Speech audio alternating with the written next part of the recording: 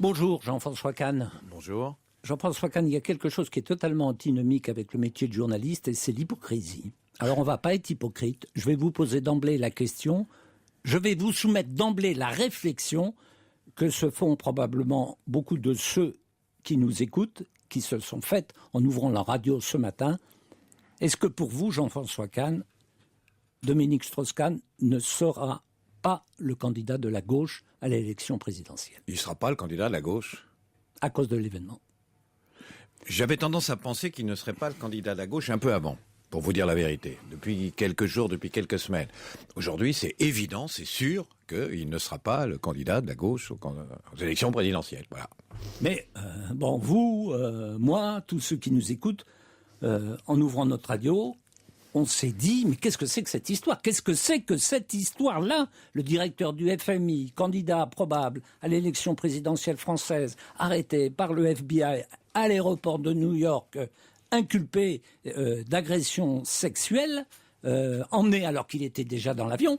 Dans le journalisme, il y a une autre règle qui est la prudence devant les faits. Et ce qu'on raconte, est-ce qu'il ne faut pas d'abord être prudent? Mais il faut forcément être prudent. Vous savez, là, il y a la phrase consacrée, présomption d'innocence, évidemment.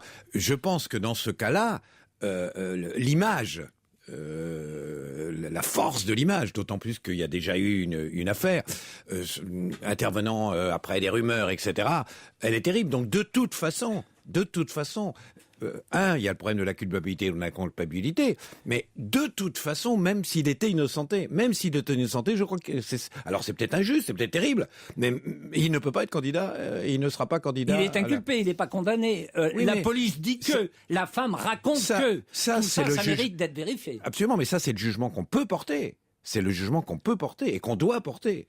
Mais dans la politique, il y a quelque chose qui est en deçà du jugement, qui est l'image, quoi. Une élection présidentielle, c'est l'image. On est arrivé à un moment où il y a une atteinte à l'image telle, de toute façon, qu'il ne peut plus être candidat à la présidence de la République. C'est ma conviction. Mais qu'est-ce qui fait que, pour dire les choses là aussi sans hypocrisie, on donne quand même plutôt crédit aux informations qu'on reçoit? Et d'abord, on donne crédit de qui que ce soit, parce que bon, a priori, moi, j'entends dire, c'est peut-être un coup monté. Bon, coup monté. Donc Sarkozy aurait demandé à la CIA parce que, de payer une agent dans l'hôtel pour. Putain, honnêtement, personne ne pense que ça soit un coup monté. Mais bon, bah alors si c'est pas un coup monté, c'est où il y a un problème, où c'est un coup monté, c'est là ou l'autre. Et comme c'est quand même difficile de croire que c'est un coup monté, bon, d'autre part, attendez, tout le monde sait que Strauss-Kahn est un chaud lapin. Alors simplement, c'est pas le seul. C'est vrai que si les gens connaissaient tout le nom des hommes politiques, y compris très importants, qui sautent sur tout ce qui passe. Et on le sait, nous, mais je veux dire, c'est la vie privée, on n'a pas besoin, c'est pas parce qu'on le sait qu'on doit le dire, mais qui sautent sur tout ce qui passe, ou qui sautent de temps en temps sur ce qui passe, certains, en effet, il est pas le seul. Ou qu'on soupçonne de sauter à tout moment. Enfin, la femme de ménage, voilà. Moi, je vous parle de cas où c'est pas simplement des soupçons, où j'ai des témoignages, etc. Bon, mais donc on sait que c'est un chaud lapin, voilà. C'est un chaud lapin. Mais quand on est à chaud lapin, il s'agit pas de lapider quelqu'un qui est à chaud lapin. D'ailleurs, c'est pas mal non plus d'être à chaud lapin. Mais à ce moment-là, et quand on est candidat à la présidence de la République, je veux dire, on se retient, on fait attention, on est d'une prudence, surtout quand il vous est déjà arrivé un accident, d'une prudence. Ce qui est incroyable, c'est ça. Ce qui est inouï, c'est ça. C'est que nous, on pensait on a un confrère je crois que c'est le correspondant de Libération à Bruxelles, qui lorsqu'il avait été nommé à la tête du FMI, avait dit attention. Oui, il avait dit attention, il y aura forcément un jour ou l'autre un problème. Il a ce problème. Et donc, tout le monde pensait que, évidemment, il se contrôlait, il faisait tout pour se contrôler. Il est encore une fois, bon, voilà. Mais vous savez, vous commenciez, vous parliez de qu'est-ce que c'est qui est réel. Oui. C'est quand même inouï. On y est dans la question. Oui, parce que dans le livre sur la réalité, philosophie de la réalité, naturellement, je connaissais pas cette histoire. Et donc, pour montrer que les réalistes, ce qu'on appelle les réalistes, qui se trompent tout le temps, les réalistes, c'est des gens qui disent, écoutez, il faut prendre en compte la réalité. Mais quelle réalité? Qui sait ce que c'est qu'arrêter? Ou alors, faut tenir compte des fêtes. Ah bon, des fêtes de ce moment. Vous savez, vous avez le philosophe antique qui s'appelait Zénon d'Élée, c'est un grand philosophe de la Grèce. Il avait fait une démonstration qui naturellement est absurde. Il disait, écoutez, quand Achille tire une flèche avec son arc, tire une flèche, vous dites la flèche, à tout moment donné, elle est à un endroit donné. À tout moment donné, elle est à un endroit donné. Puisqu'à tout moment donné, elle est à un endroit donné, elle est immobile. D'ailleurs, si vous avez une photo que vous preniez au millième, elle est toujours immobile. Donc vous dites que la flèche est immobile. Ah oui, sauf qu'elle n'est pas immobile. Parce que la réalité, c'est un mouvement. C'est quelque chose qui est en éternelle recommençation. Or, je disais ça à propos, quand on a fait vous savez, le truc pour la Méditerranée. On va faire l'Union pour la Méditerranée. Et on va l'appuyer sur 2 piliers, parce que ça, c'est solide. Là, on est sûr, c'est la réalité. Ben Ali et Moubarak. Alors certes, ils sont peut-être pas terribles, peut-être qu'il y a des problèmes, mais au moins c'est solide, ça c'est stable, ça c'est solide, ça c'est moderne. Puis quoi? En 24 heures, puis de Moubarak, pour Ben Ali, etc. Et là c'est pareil, on vous dit tenez compte des réalités. Bon, ce que vous pensez de Strauss-Kahn ou pas, mais regardez les sondages, il est en tête, il y a que lui, c'est lui qui passera, c'est évident, etc. Bon, et puis en 24 heures, voilà, mais est-ce que vous croyez au hasard, Dominique Strauss-Kahn, sans parler de commenter, est-ce que vous croyez au hasard dans la vie des gens et aussi dans la vie politique? Cet événement, il ne surgit pas à n'importe quel moment. Il arrive juste alors que la candidature de Dominique Strauss-Kahn aux primaires semblait s'imposer comme une évidence, et en même temps, il faisait face depuis quelques jours, à des interpellations sur sa personne, sur sa Porsche, sur ses costumes. Est-ce que vous croyez au hasard? Non mais c'est compliqué parce que il y a un aspect de ce que vous dites qui est pas hasard et qui fait partie de la politique, qui est par exemple la Porsche. Alors, très objectivement, la Porsche était très exagérée. Alors, c'est pas sa Porsche. C'est un mec qui alors on peut parler de son entourage, mais qui lui dit tu montes dans ma Porsche, il monte dans sa Porsche, prend de la photo. Ça c'était absolument exagéré, et ça faisait partie de la polémique politique.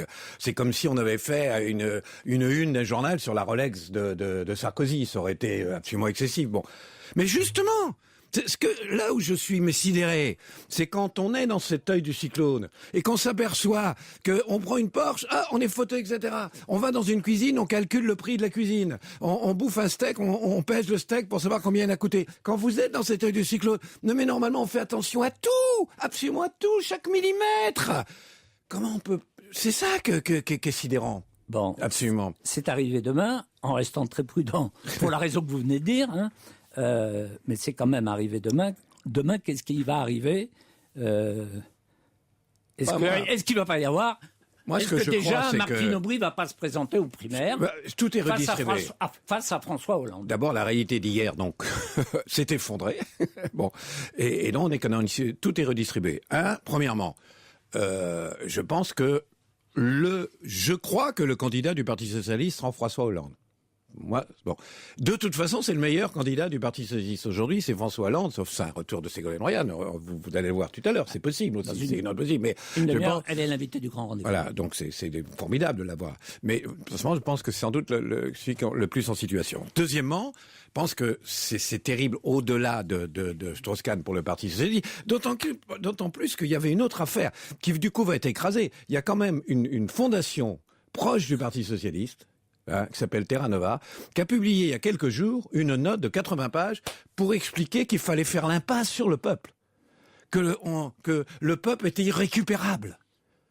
Alors évidemment, ça représente une minorité de la droite du PS. Il y a eu ça. Moi, je crois qu'aujourd'hui, il y a un vrai problème du PS qui fait que, quelqu'un vous l'a dit, qu'aujourd'hui, il est plus que probable, enfin il est probable que Marine Le Pen puisse être au deuxième tour et que la gauche ne soit pas au deuxième tour. Le meilleur candidat pour éviter ça, c'est peut-être Hollande, mais pour le coup, ce serait un vrai risque. Vous dites Hollande. Martine Aubry, qui observe un silence total sur son éventuelle candidature, elle peut se présenter. Oui, elle peut être pas demain matin, sûrement pas demain matin. Mais elle peut se présenter au moment de l'annonce des candidatures. Le problème n'est pas qui se présente, parce qu'à ce moment-là, il y a aussi Montebourg qui se présente. Il y a aussi le problème, c'est qui peut gagner les primaires. Peut-être elle peut gagner les primaires. Moi, ma conviction, c'est qu'elle ne serait pas au deuxième tour. C'est pas parce que c'est ma conviction que c'est vrai. Je crois qu'elle ne serait pas au deuxième tour. Ce qui veut dire d'ailleurs une chose. Dans le livre que j'ai fait sur Sarkozy, je fais tout un chapitre là-dessus. Je l'écris. C'est-à-dire que, comme vous le savez, je ne suis pas un sarkozyste fanatique. Non, le petit donc, César. Et donc, je ne souhaite comment pas. on a pu accepter et donc, ça je ne souhaite pas sa réélection. Mais j'ai écrit dans le livre que sa réélection est plus que probable, est très probable. Alors je l'ai écrit je pense que sa réélection est probable pour des tas de raisons. Je trouve que c'est un mauvais président, mais un formidable candidat. Formidable candidat. Il y a des tas de raisons. Mais là, évidemment, le meilleur candidat contre Sarkozy, si vous voulez. Je dis que Hollande serait le meilleur candidat socialiste, de mon point de vue. Ça ne veut pas dire d'ailleurs que Ségolène Royal a beaucoup plus de qualité qu'on le dit, qu'on est injuste. Mais enfin, elle n'est pas forcément en situation. Mais la vérité, c'est que le meilleur candidat pour Sarkozy, il ne serait pas socialiste. Le meilleur candidat pour Sarkozy serait un candidat qui ne serait pas socialiste, entre nous. Hein, mais on a un système absurde et qu'il faut qu'il soit socialiste. Bon, très bien. Ce qu'on vous reproche sur Sarkozy, c'est de vous être demandé si Nicolas Sarkozy n'était pas fou. Je ne sais pas si vous avez vu dans son livre « Aime le président » ce que cite Franz-Olivier Gisbert. Il cite la phrase d'un homme qui a connu les coulisses du pouvoir, Jean Cerizet, qui était l'éminence grise de Valéry Giscard d'Estaing, et qui dit ceci: « Tous ceux qui briguent ou exercent les plus hautes fonctions sont fous, mais il y a trois sortes de fous.